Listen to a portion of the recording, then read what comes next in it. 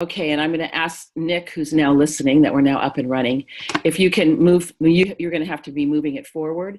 So can you continue the slide presentation? Yeah. Okay, great. This is the one that I was just talking about. So you can see the many different ways that life is affected, and if you go into the very center, you'll see that there's another human component that I want to talk a little bit more as well, because many of you are experiencing this now. If you can go to the next slide, Nick. Okay, so basically the questions are, what are the common reactions, emotional reactions, the physical reactions, spiritual, behavioral, relationship, and thinking reactions that we have seen throughout the world after some of the events that have happened in Florida and North Carolina, South Carolina. I know there's parts of Virginia that were impacted as well. So if you go to the next slide, Nick, you'll see that I've just jotted down some of the things that we've seen. People physically get really tired. There are also the physical pain. There can be changes in breathing. And sometimes you may even notice that if there is a cloudy day, that all of a sudden your body starts reacting in a way as, oh my goodness, is this something that we could be having another event. So even though you may know that there's no hurricane coming, the body can react as if there is one. And as you can see, there's a whole array of emotional reactions. There's also sometimes our thinking changes. We can make poor decisions. We can sometimes be so forgetful. We can sometimes start thinking everyone's out to get us. Now, these are some of the common reactions that we've seen in thinking and physical reaction and emotional, but there also are reactions that can happen in terms of behaviorally. So people can feel more isolated. Little kids can be throwing tantrums. Sometimes adults can be throwing tantrums. Sometimes we can rest on some of the maybe challenging coping abilities, coping strategies that we've used, such as using alcohol or drugs or overeating, or the different kinds of things that we as human beings do to try to calm ourselves. And so if we've had a past problem, let's say with addictive behaviors, they can be amplified, or sometimes even people can go into a relapse when something like this happens. There can also be challenges with relationships. I think one of the hardest things that I've seen, that I saw after Katrina and Rita, I remember going through Ward 9 with one of the firefighters who said, that just ain't there no more. And it's the things like the barbershop, places that you take care of the activities of daily living. And as a result of that, all these common reactions can get amplified. And in terms of spiritual reactions, sometimes people say, well, God, why did you do this to me? Or maybe if I was a better churchgoer, this wouldn't have happened to us. And some people can lose their belief in their spiritual guidance and sometimes feel like, I don't know if I can even be myself again. So if we go to the next slide, I want to really underscore that those are common reactions, because the other thing that can happen is that there are phases of the disaster recovery. And we know that pre-disaster, certainly with the hurricanes, many people were warned, you need to get out of there. And goodness gracious, many people did leave. There's some that didn't. But then when the impact happens, there can be kind of a heroic part where people are going in incredible odds to help people get out. And sometimes there is the community members that are left can have this community cohesion, where it's almost like a honeymoon period, where sometimes you'll see a neighbor that maybe you didn't like much, and all of a sudden, you're having a barbecue out on what used to be the front lawn in order to make sure everybody gets fed. But then, and you also see all the people coming in to help. And I imagine that you've seen a lot of folks. Some people you go, are those really the kind of folks that are going to help me or not? And so people are trying to mobilize.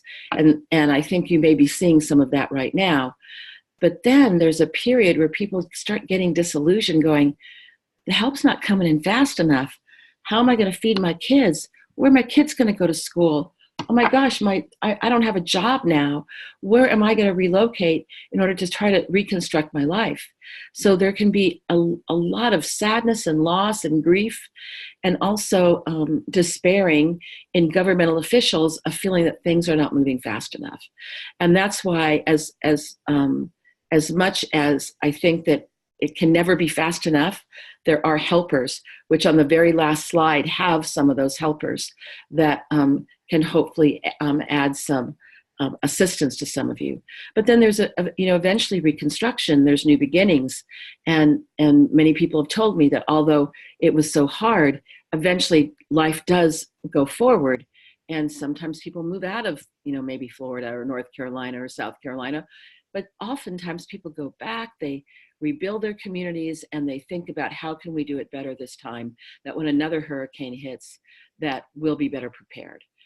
So if we can go into and so it's really important for y'all to know that this is these are common ways that people around the world experience the pre and after of disaster. So if we go to the next slide. Okay, it's blank. Maybe the next, okay. Okay, there we go. I just wanted to also have, kind of life experiences, because although there has been the seminal event of the hurricane, that doesn't mean there's also other things that happen. And as you can look at this quickly, and you can see if you have been struggling financially, if maybe you were living in an abusive situation, maybe you're about to have surgery, maybe one of your family members is in jail, maybe you've been dealing with racism or poverty your entire life. Maybe you're older now and you realize that it's not as easy for you to get the resources because you don't move as fast. So these things can also be on top of the hurricane that kind of can create a perfect storm for our communities, which is why we need to be cognizant of the helpers, the helping professionals that may be able to come in to guide us and to help us, because sometimes we really need help. And also, I think one of the things that we've seen that's been very helpful in most communities is the faith-based community.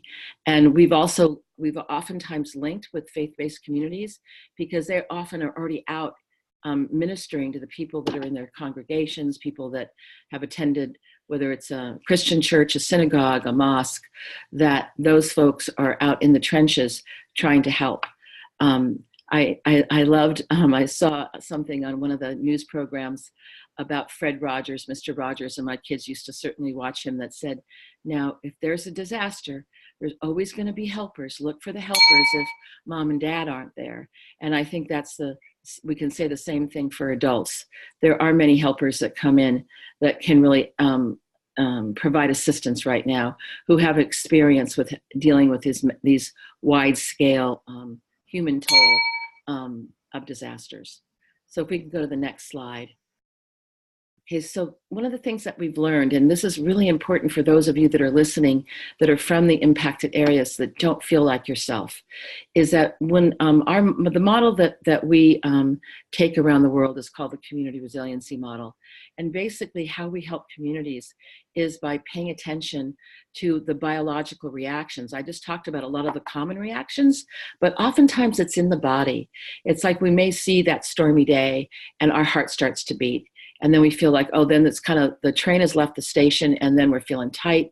We don't feel like ourselves for the rest of the day. So when we can start to pay attention to the common biological responses after a disaster like this, we can then shift our perspective and also shift our attention to places, for example, in the body that feel better, or call in some of the resources that we have that can actually quell the activation of our nervous system so that we can get back into our resilient zone. When we go into communities, what we try to do is identify the natural leaders of a community to help them learn the skills, because there's so often the boots on the ground, and frankly, there's often not enough mental health providers or medical providers to deal sometimes with the number of people that need assistance. And we've also learned that many people are not what we call psychologically oriented. They may not really want to talk to a therapist, yet they'll talk to the wise woman that lives at the end of their street, who they've always gone to talk to when they've had a challenge, or to their spiritual advisor for help. So what we try to do is equip the natural leaders with additional skills that are based on neuroscience that can further help the community. So if we can go to the next slide.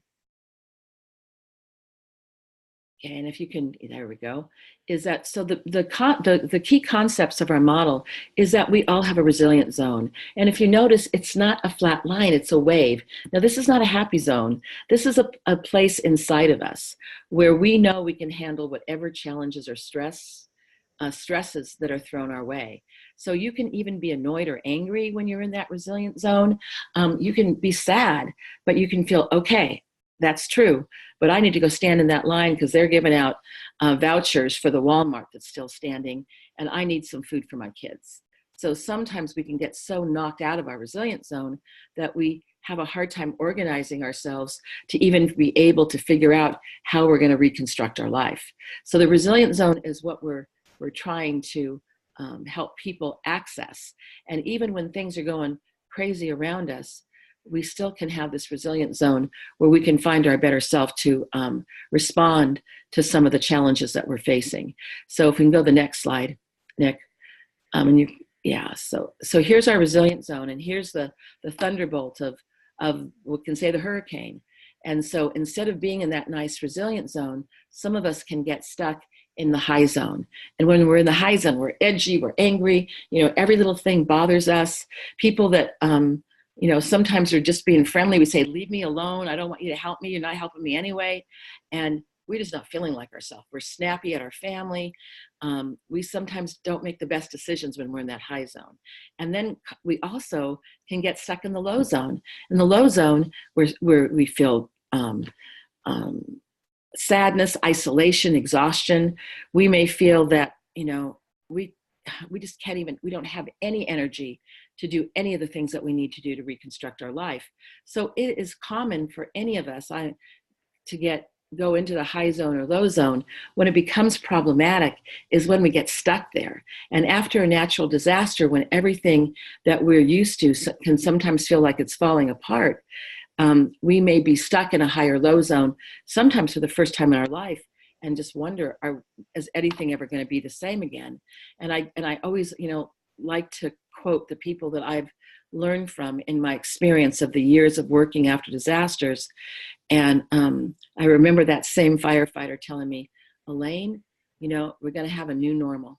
It's not going to be the way that it was. And I think that may be something to think about. So as we move to the next slide, it's important for you all to know that after an event like the hurricane, that people have done research and noticed that people will have what's called acute physiological distress. That means their heart rate is faster. Sometimes they're breathing more shallow, and then you don't kind of feel like yourself. And what we know is that that many people, after having this immediate reaction, well, then they'll go back into what we call that resilient zone. And they'll feel like themselves again, even if things are chaotic around them. But for many of us, our nervous system doesn't come back into balance. And that we know that people who end up having a more difficult time with their nervous system not getting back into balance are the ones that can sometimes have symptoms that we call post-traumatic stress disorder. So that's why it's really important that even with the chaos that's happening right now, that you try to see if there's some ways that you can get into that resilient zone when there's times that are a little calmer, or there's a time when you can even just rest on a cot for a few minutes and notice that you can quiet your nervous system and come back into balance.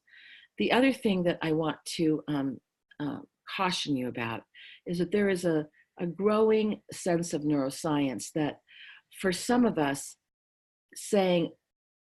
responding to the question is that tell me what happened, and telling all the details of the traumatic event, for some of us actually sears that memory deeper into our minds and nervous system that actually can make us feel worse. So there's been some research that has shown that when people tell all those details in the very beginning, that 6 months later, compared to those who just kind of were working in the shelters and not necessarily telling their trauma story, that they actually did better than those that kept repeating the trauma story over and over again.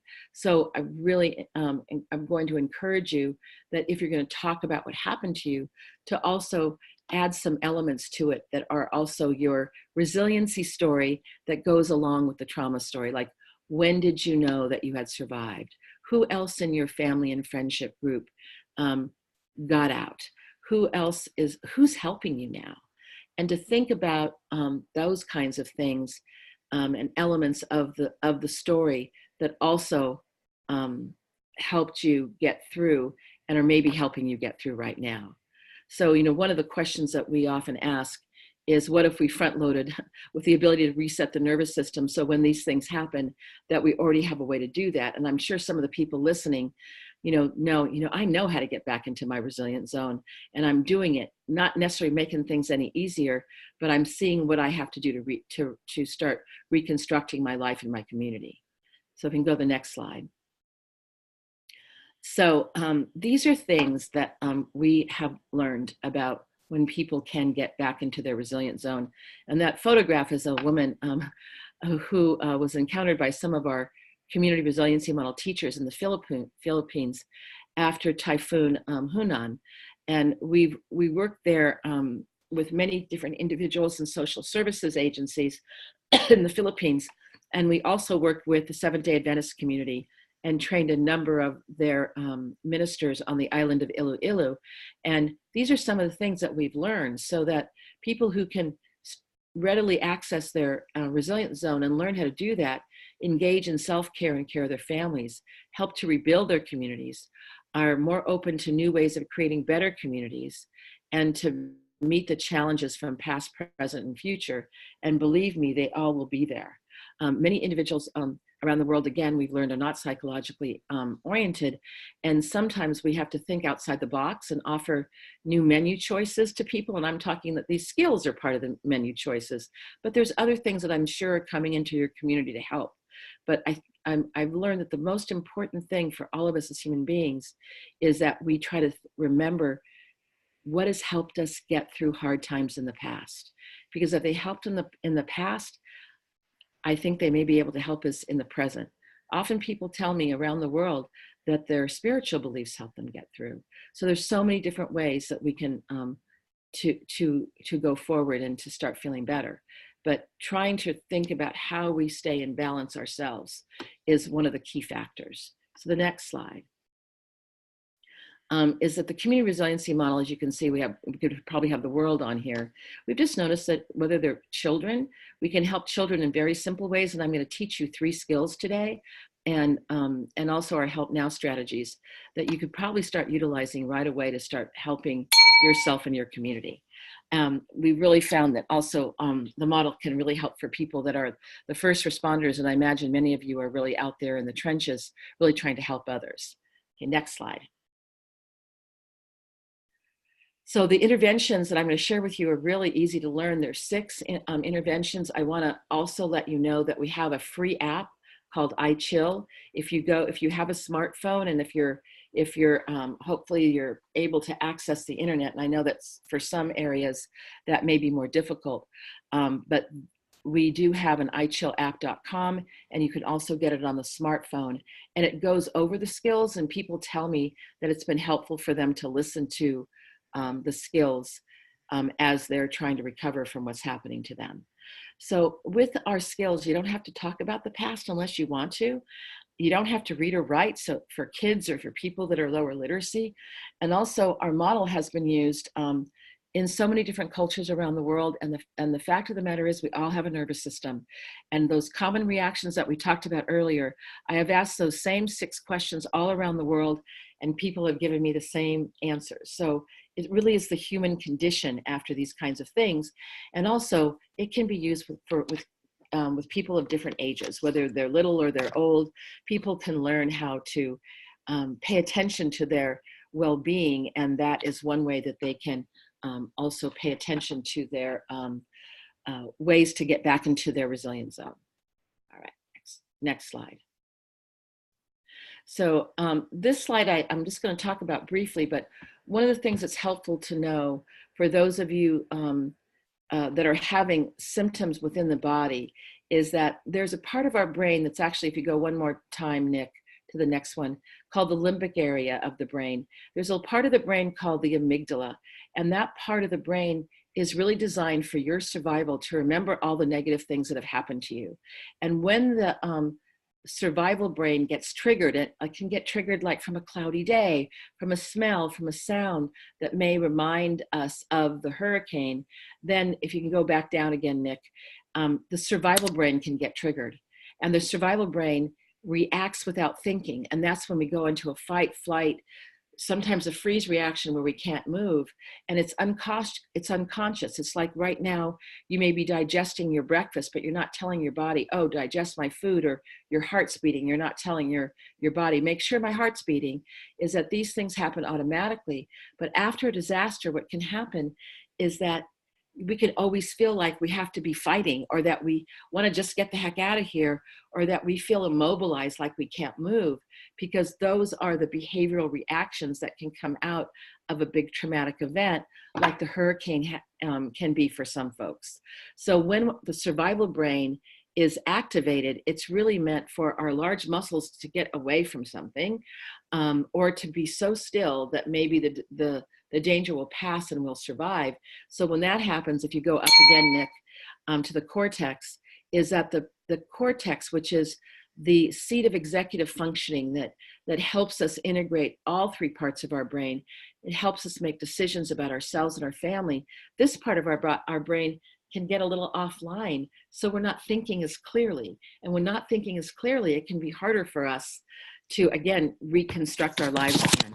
So this is another reason why it's important right now to invest in resiliency skills, and to call up maybe the skills that you've had already before the hurricane, in order to be able to negotiate the days, weeks, and months, and sadly to say the years ahead.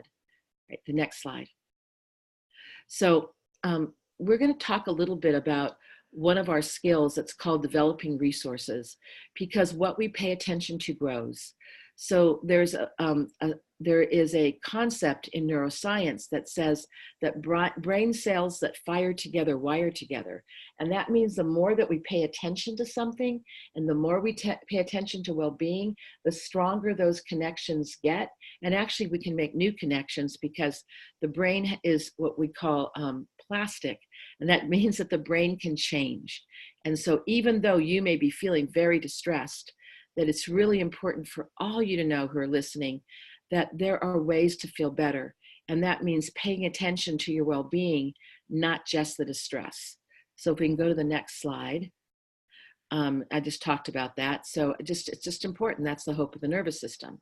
So the other thing is Drew Pledger on the line? I'm not sure if he is. If he could unmute his phone, and he may not be. So I will see if he comes up. He was going to try to join us from North Carolina, and he may not have been able to. So if we just go to the next, we're going to talk about the community resiliency model skills. And I'm going to talk to you about the basic skills, which are tracking, resourcing, and grounding. If you go to the next slide, Nick, is the first one, and this is very important for all of you right now, is to learn to track your nervous system. And if you can go to the next slide, and that to read the nervous system means that you're going to pay attention to what's happening on the inside. Because when you learn to tell the difference between sensations of distress and well-being, then you have a choice. And when you have a choice, that's going to help you access that resilient zone. And remember, this is as important for adults as it is for children. Next slide. So you may notice on the picture that I have a picture of a lush garden and there's some weeds.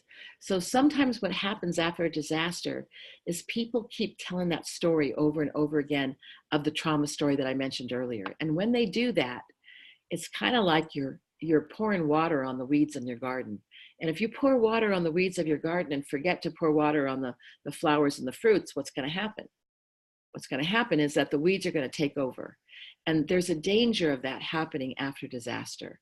So when you are thinking about how to restore yourself and your community, think about the strengths that you have already. And I know there's plenty of them in Florida, plenty of them in North Carolina, South Carolina, Virginia. I'm seeing it when I see the news about what people are doing. And so what we want to do is start paying attention to those sensations of well-being on the inside. So if we go to the next slide, And so what we're paying attention to is our autonomic nervous system. When I mentioned earlier that some of you may be experiencing your heart rate beating faster, or your breath becoming more shallow and more rapid, it's because your nervous system is going into a sympathetic reaction, which is the high zone, right? Where you may even feel tight muscles, but you're feeling like a little shaky all the time. And that's when you're maybe a little even more on edge. So if we know that's the sensation, that our heart rate, for instance, is beating faster and our breath is more rapid, there are things that we can do, and these other skills that I'm going to show you in a second that can help you have what's called a parasympathetic response. And that prepares you for rest and relaxation. Your breathing rate slows down, your heart rate slows down. You can see there's other aspects of this on the bottom. When you're in a sympathetic hyperaroused state, guess what happens? Our digestion can slow down. We can have gut problems. Some of you may notice you're having some problems with your stomach, and because many of you may be in a sympathetic hyperaroused state. And you also may notice dry mouth. But when you have a parasympathetic reaction, the digestive juices start to flow, your bowels are doing better, you may not have that dry mouth any longer. So if you're noticing reactions like that, it's really important to know they're very common after a disaster like this. But we want to help to restore the nervous system. And for many of you, your nervous system will go back into balance again. But for some of you, it's going to take a little bit more time. And also, sometimes people don't realize this, and maybe you're getting a little mad about the news, because the news is really great about being there in the beginning, showing this is what happened, and then they disappear and they're gone on to the next story, but you're still living in it, and there's still new things that are happening. For instance, services not getting there fast enough, that maybe there was a problem with housing in your part of the world before the hurricane, and certainly with as many housing units that were destroyed, that makes it more difficult. So you're living with things that can trigger a sympathetic reaction, the high zone reaction, even though the hurricane's over.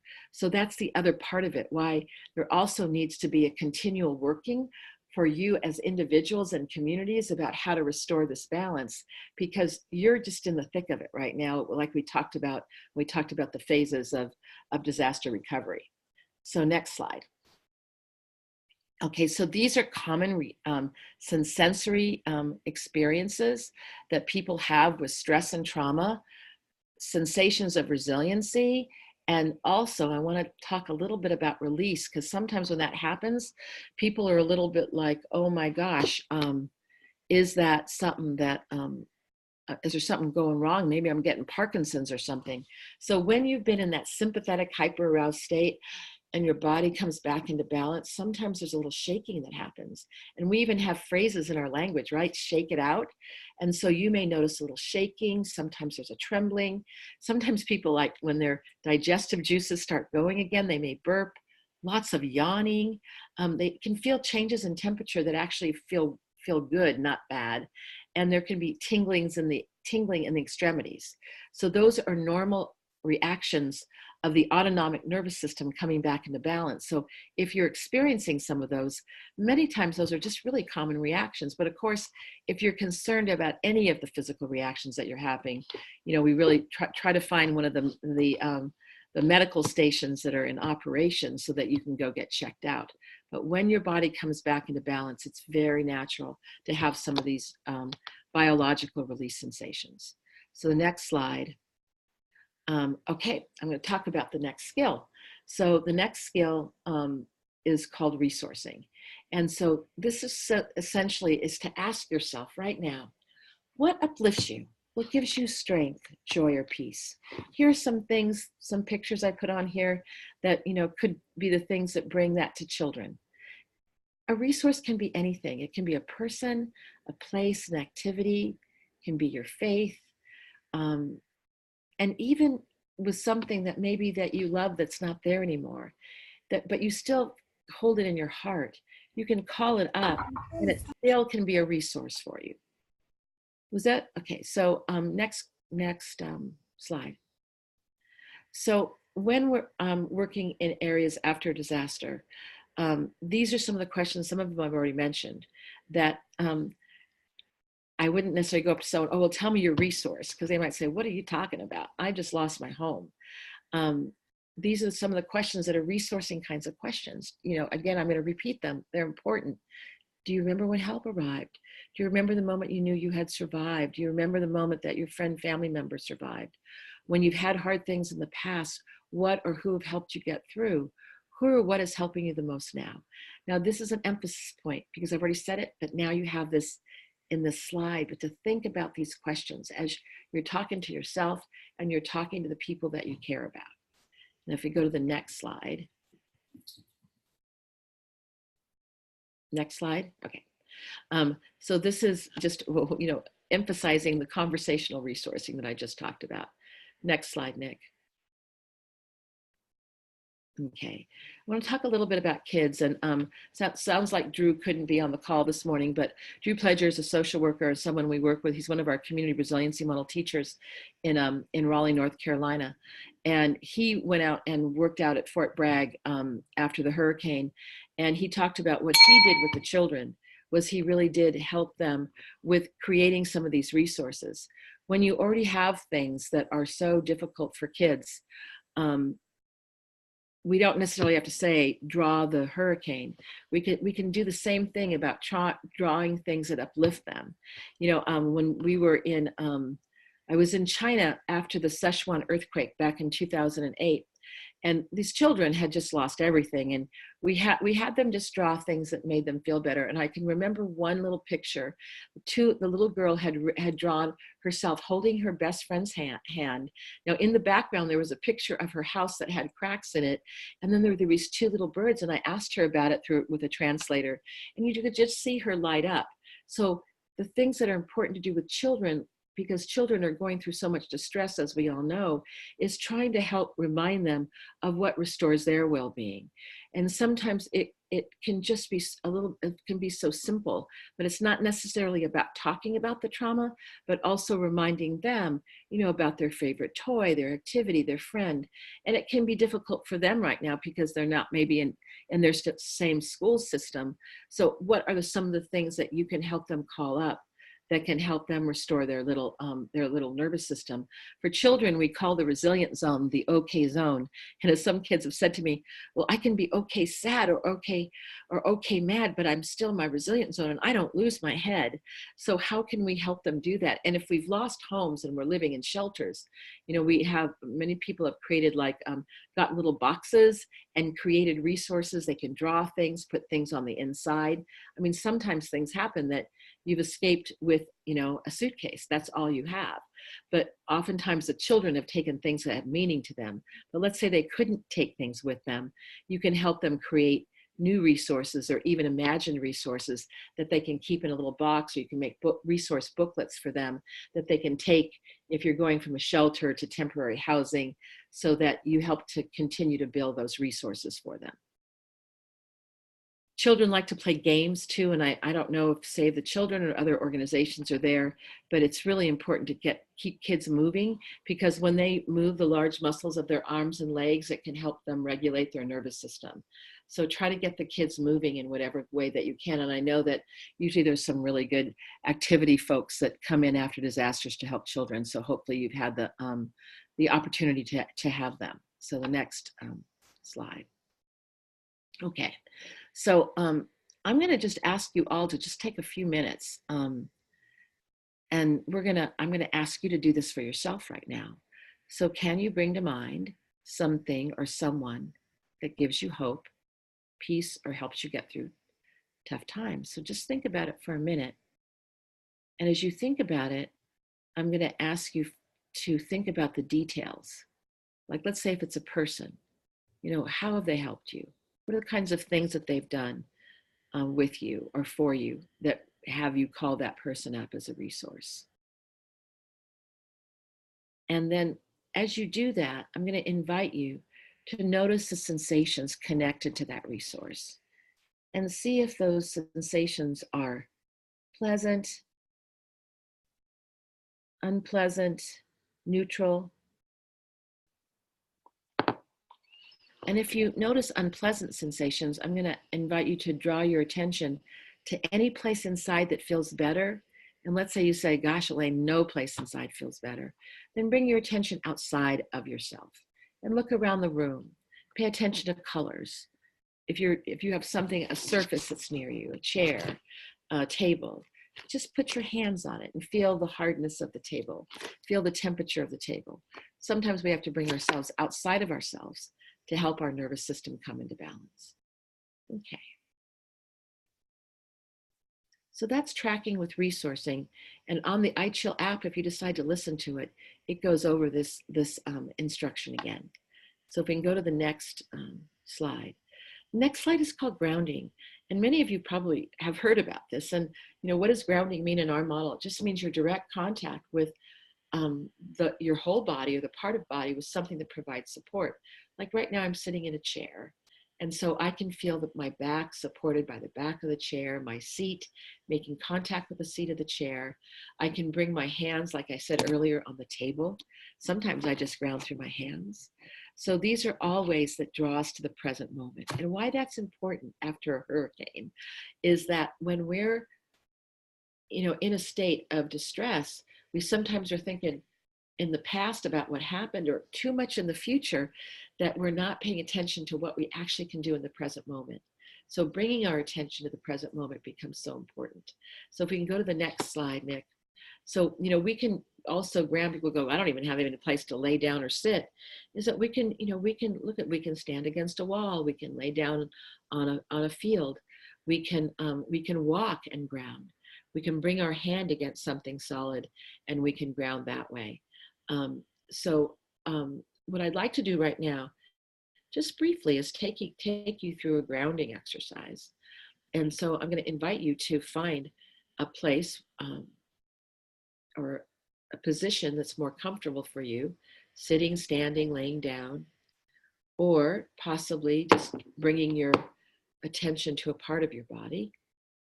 And notice what part of your body feels most supported.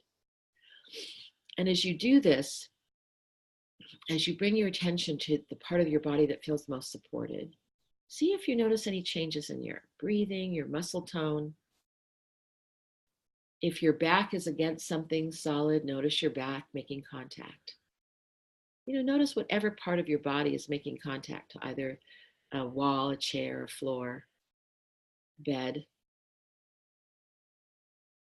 And most importantly, as you notice that, pay attention to the parts of the body that feel better. Did you notice a deeper breath? Did you notice your muscles relax? Do you notice any changes in temperature? For some of us, when we ground, we can become more aware of a painful sensation in our body.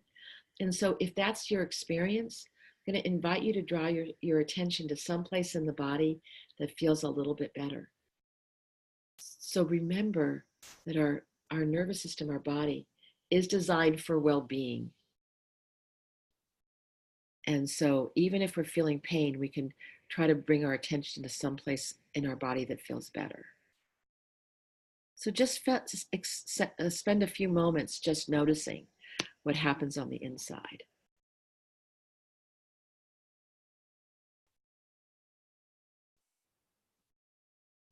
And so as we end this little simple grounding exercise, I just want to invite you to just know that you can do this any time of the day by just drawing your attention to how you're being supported in the present moment. So that's grounding. So if we can go to the next slide,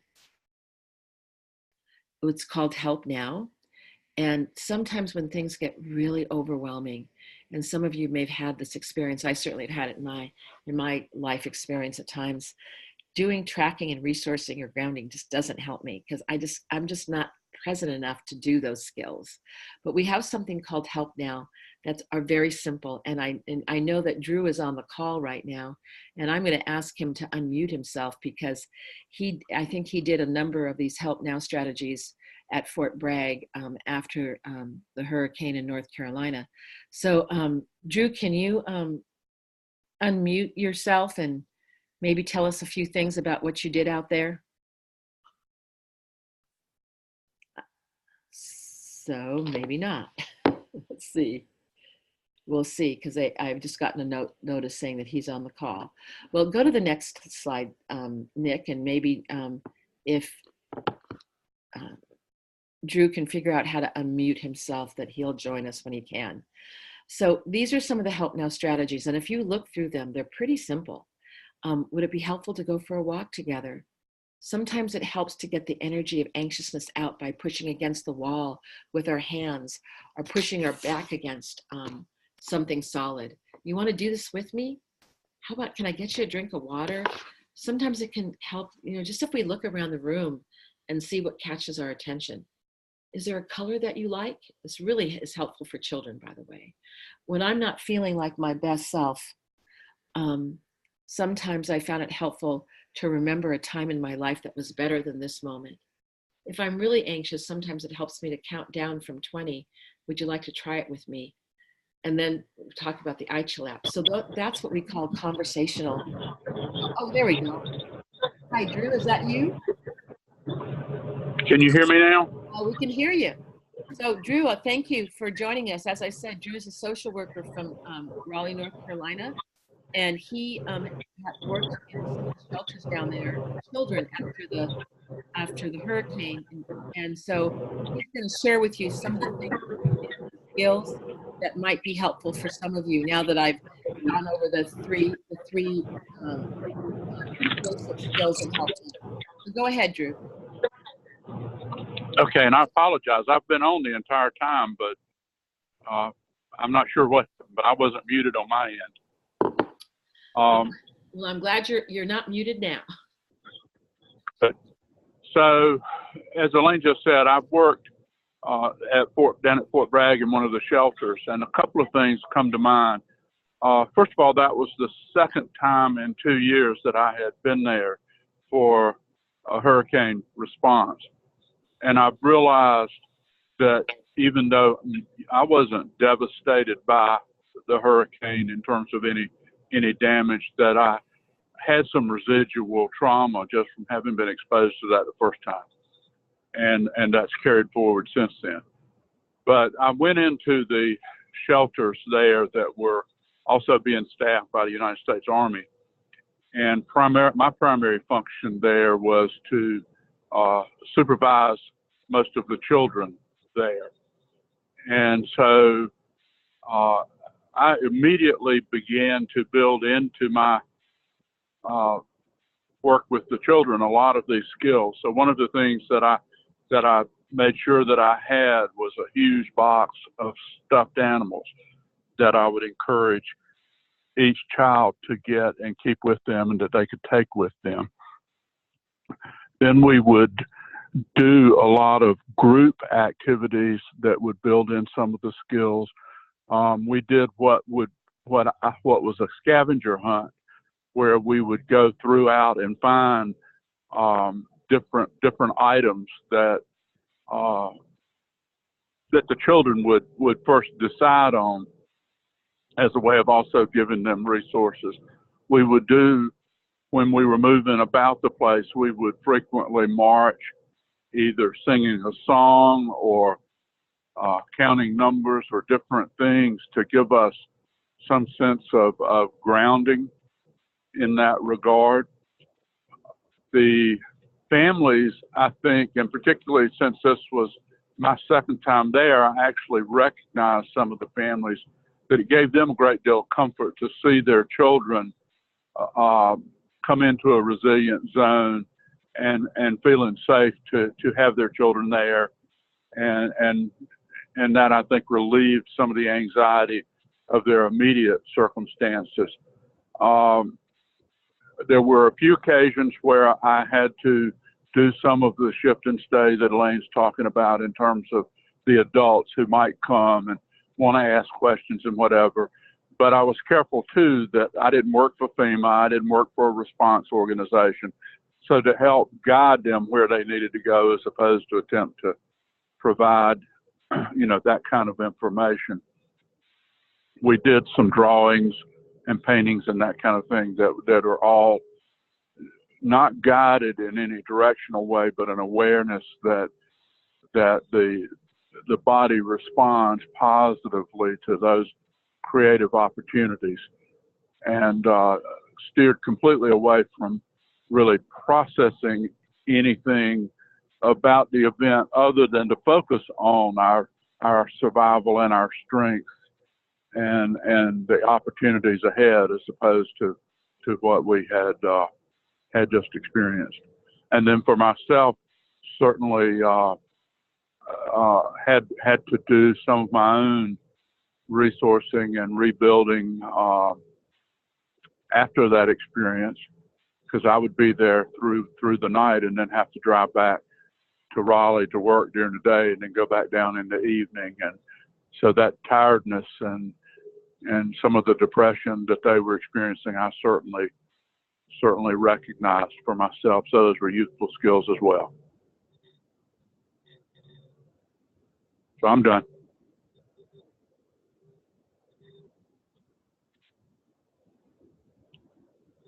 Were you able to hear that? Yes, thank you so much, Drew, for joining us this morning and sharing with us, because I know that, the other thing too, I mean, North Carolina happened a few weeks before Florida, and it's not done there either as well. So we have so many folks in the South right now, all over, that are trying to grapple with, putting their lives back together.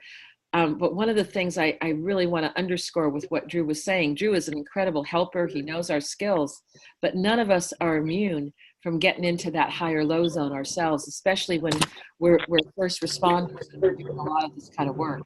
So we have really found that, as Drew said, is using these skills for ourselves can really reduce the amount of burnout that any of us can feel when we're there seeing family after family, kid after kid, that has had their whole life disrupted and there's no end in sight. And I think that's what makes it even tougher, is that, sometimes when we have trauma, you have this one thing that happens and then it's over, and right away, you still have your house, you're still, you can go back and rebuild, because of having so much of places completely devastated, is that it adds another difficult element for all of you, which is why the self-help is so important. But one of the things I've learned, and I just want to emphasize this, is that sometimes the help is not by talking, and although it can be, but it also can be just by moving different parts of our body and talking and doing the kinds of things that Drew mentioned. So Nick, can you go to the next slide? Because we also, I know that in your part of the world, there may be also many Spanish speakers. So this is actually a poster that was made recently. And those of you who don't speak Spanish, is that it's really the Help Now strategies in Spanish for kids. And it also can be helpful for adults. But we have the same poster in English and in Spanish. So if any of you are interested with them, we certainly can donate some to your area of the world if you would find that helpful to put up in shelters. So we can go to the next slide. I know the time's gone by so fast. There's the EyeChill app that we've already talked about. So that's what it looks like. And then I just want to mention that we are doing research about our model. We have a lot of different places that gives you, I'm not going to talk about all the details, Nick, so you can just go through those slides. But I just want you to know that what we're seeing is statistically significant changes in depression and anxiety, and increase in resiliency factors when people pay attention to these sensations of well-being. And this is just some of the places, and we could add Duke University to that too in North Carolina, that we just did some trainings out there, and they're starting to do research as well. So if we go to the next slide, we're also, you can follow us on these different things, Facebook page, we tweet and we Instagram, all that kind of stuff. And I don't know if you have availability to even do that right now, depending on what kind of how things were damaged and where you're sitting right now. And then the next slide is, oh, wrong way. I just, put this here about, this is CRIM building blocks, but I really also, want you to think about that one of the best ways sometimes, and this, and this is not just regarding the community resiliency model, but other modes of intervention, is right now, it may be something to think about if we go to the next slide, about how you can bring people in in order to be able to create teachers on the ground that can help, that can additionally help your community. Now, I'm just talking about the community resiliency model here because this is what we do, but we find that this is not going to go away in 1 or 2 weeks. Sometimes when it's a few months down the line, people bring us in so that we can, leave people with the fishing poles, so they know how to do the same kind of fishing that we know how to do, so that we create more resilient communities. So this is the pathway that you might want to think about if you're thinking about, you want to bring the community resiliency model in and to further help your community. So next slide is just some of the places in the world where we've been, but I just wanted to highlight that adversity is not destiny. And even though I know it's really hard for many of you right now, that with paying attention to your ability for healing and well-being, that communities do rebuild. And I know many of you have lived in this area, have seen other hurricanes come, and you've seen the rebuilding that's happened in the past. And then finally, I think there's one more slide. This gives you some information about the FEMA assistance. And we put some of the information that we got from Jennifer, who I believe is on the line. And I don't know, Jennifer, do you want to unmute your phone and see if there's anything that you would like to add terms, because I know you've given yourself as a contact for information in Florida. No, just that most of the resources I've passed out to our email groups, and as they come along or continue, especially with the efforts of the shelters that are still open over in the counties west of here in Tallahassee, where I'm based out of. I don't know if that was the only slide you had, but that's all the FEMA information. And then there's the Volunteer Florida website for anybody in our area or in the other parts of the state or nation that want to help. Volunteer Florida will collect donations of time, but also donations of financial aspects that will go directly to those victims of the storm.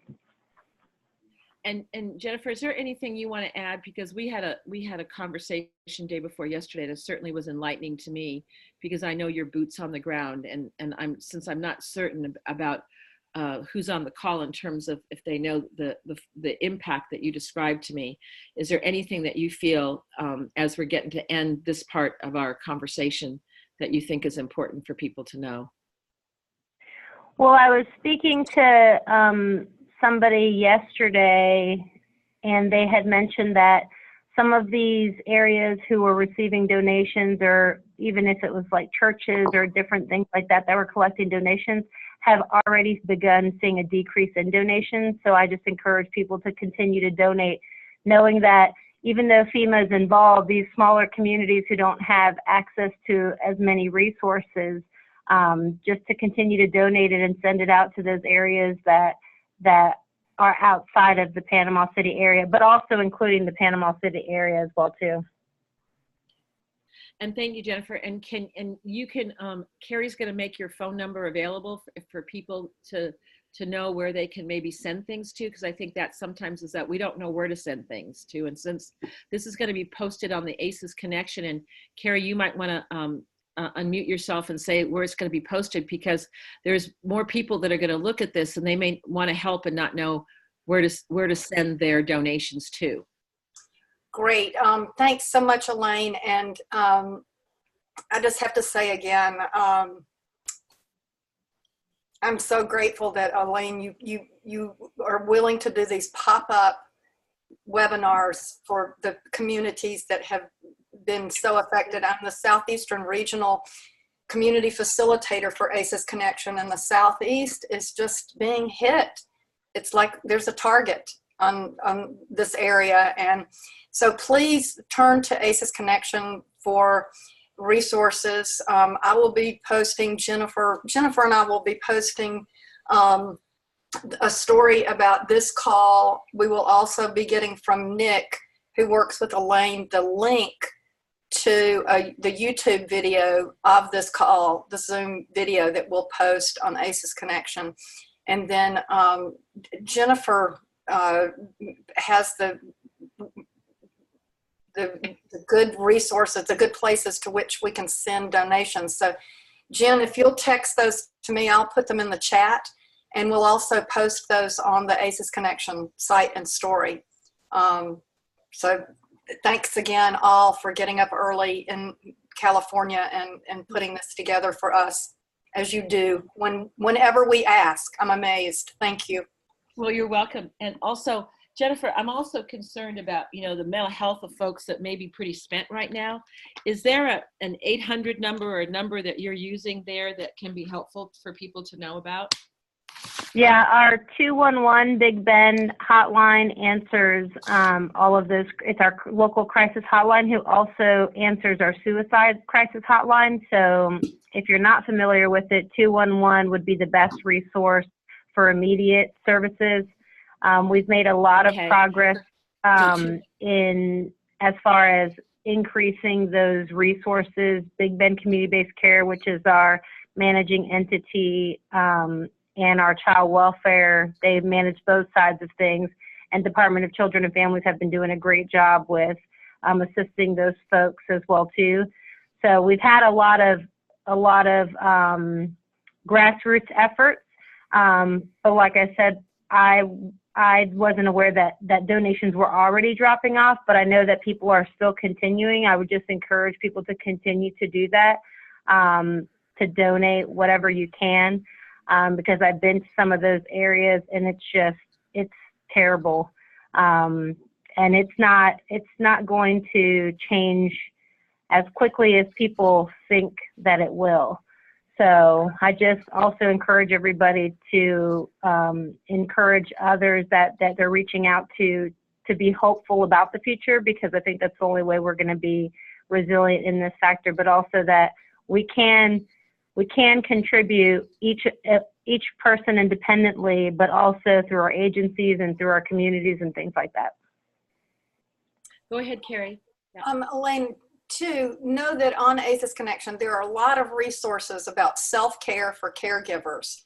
And I know, Jen, from talking with you, that there have been social workers who have even had guns pulled on them. I mean, from what I'm understanding, people are sleeping in dark houses, and there is so much fear of looting. And this has just got to be incredible for the caregivers themselves to be walking into dangerous situations, and, where fear and hair trigger emotions are running high. So anything, Elaine, you want to say about care for the caregivers themselves?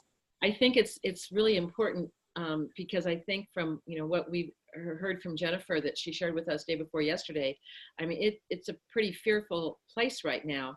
Some parts of it are, and certainly when people are in a state of fear, then they have that negativity focus that they may look at someone who's really a helper as someone who's trying to harm them.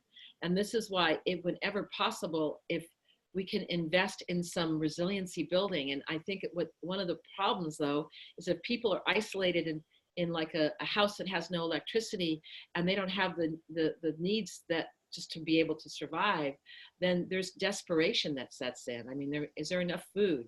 So, I mean, I really hope that you can turn to FEMA and also some of the other helpers to get some more of the concrete needs that people have. Because if you don't do that, I think that the fear response just amplifies. And so staying in our resilient zone as much as possible, because if we go into those places in states of fear, fear comes against fear, then that is not a good combination. And the more that we can be in our zone, sometimes we can quell some of those reactions in people that are really upset. But most importantly, I have to say, Carrie, is be safe. And if there seems to be an area that's not safe, you may have to get law enforcement or somebody to go in there with you if for whatever reason you need to go into a certain area. Yep. Go ahead, Carrie. One other thing, and you mentioned this, and I think it's so important, but Jennifer talked about it yesterday as well, about people who are in drug treatment, alcohol treatment recovery, the stress on them in this, and the stress for the children of people who have addictions have to be incredible. So if Jen's got any insight onto those special needs of helping to, however we can help to equalize or support people in recovery, just keep reminding them to go to meetings and finding meetings and right. that kind of thing. And can they get help, Jennifer, through the 211 number, or is there another number people need? Because we were really concerned about the, relapse and people going into other ways of coping because they're just feeling so desperate. Yeah, 211 is the best one because it's easiest for people to remember, and they can connect them with all of those resources, especially if any of the support groups have changed locations. I know they're still trying to work on revamping that in the sense of trying to find locations that are feasible for them. Because for those types of support groups like NA or AA, they can check on their website. But as far as phone calls, some areas you have all service, but 211 is just the best contact because it's just so easy to remember. Okay, great. And so I know that we're a little bit longer than we had intended. We can stay on the line a little bit longer. And if there are any questions, I think we can entertain some questions from listeners if you have some questions that we possibly could answer or comments that you'd like to make. So all you have to do is unmute yourself to ask a question for Jennifer, for Carrie, or myself. I think Drew's still on the line as well.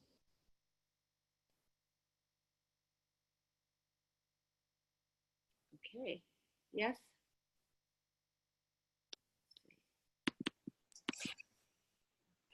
Are there any, this is Carrie. I noticed that we had some people on the call who work for the state, and I'm wondering if they've got any insight into, what next steps are to help get power restored, because I know there are areas that may not have power for a year or more. So if anybody's got any good news updates about what is happening to bring relief to the areas. Let's share some, if there's some good news, that would be good to share, yes?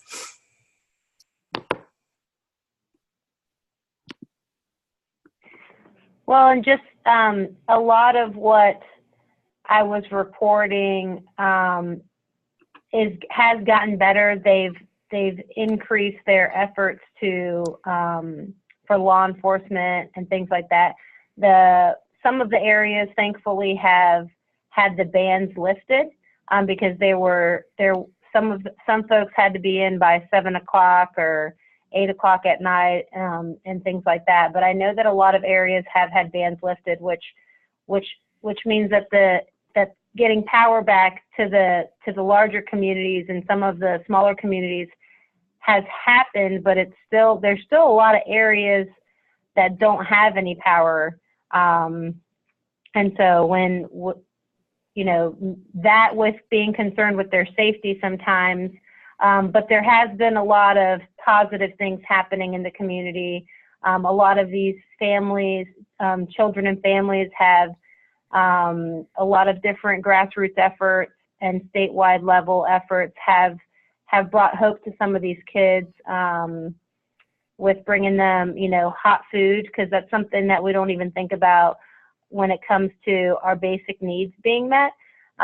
Even little packets of like all personal hygiene packets that, again, we don't really think about. Because like I mentioned, there were some stores and areas that still don't have credit card machines running. So if folks didn't take out a bunch of cash prior to trying to get gas in some areas, it's still cash only. So hopefully those things will be getting better, but there's still a lot of great good going on too. So yeah, I'm just reading some of the chat. Mimi Graham says to everyone, we have a mental health folks that specialize in children 0 to 5 and can make home visits. This is great news.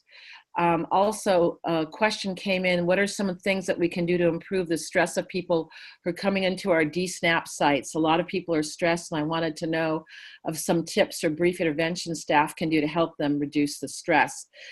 Some of the things I've talked about, also, there is a handout that I prepared especially for you all that has ways to talk to people about really simple ways to relieve stress. So take a look at that handout, that might be something that you can do. The other thing, and this is, having been to so many different disasters, some of the things that, if there are people that have their service dogs that are available, that sometimes people will fly in with their service dogs, and it can be so helpful in shelters. Those kinds of animals, like after the horror of Sandy Hook, people told me that sometimes more than a therapist, those dogs were so helpful to the children. And you could just see the life come back into them as they were grappling with the aftermath of that. I also heard that after 9/11 as well. So think about the complementary things that can relieve distress. But I think some of the concrete things that I'm seeing, like people need gas cards, those kinds of things. I mean, that is like getting yourself to your job. I mean, these things are really difficult. And if people have lost their jobs because it's not there anymore, that those things are really the state and governmental officials, FEMA, and how you're helping to support those folks are going to be really important. And I certainly don't have all the answers to that. Also, Mimi Graham is also saying, would it be great if SNAP had children's books? So that might be another thing for donations. Jennifer as well. So where could people bring children's books or send children's books? Someone says, I love the Sesame Street book. So those kinds of things that can help kids too, reading, and those are so resourceful for kids. Or if there's any way that they can, I know that Sesame Street has wonderful little vignettes for kids when they're feeling depressed or angry and those kinds of things, that if there's any way to bring any kind of video recordings in for kids to watch. So if anybody has a connection, I do know somebody at the Sesame Street here in LA, so I could try to see if there's anything that's being done, if you don't all know that already, of donations that could be made to your center. So I can check that out, Jennifer, and if there's any possibility of that, let you know.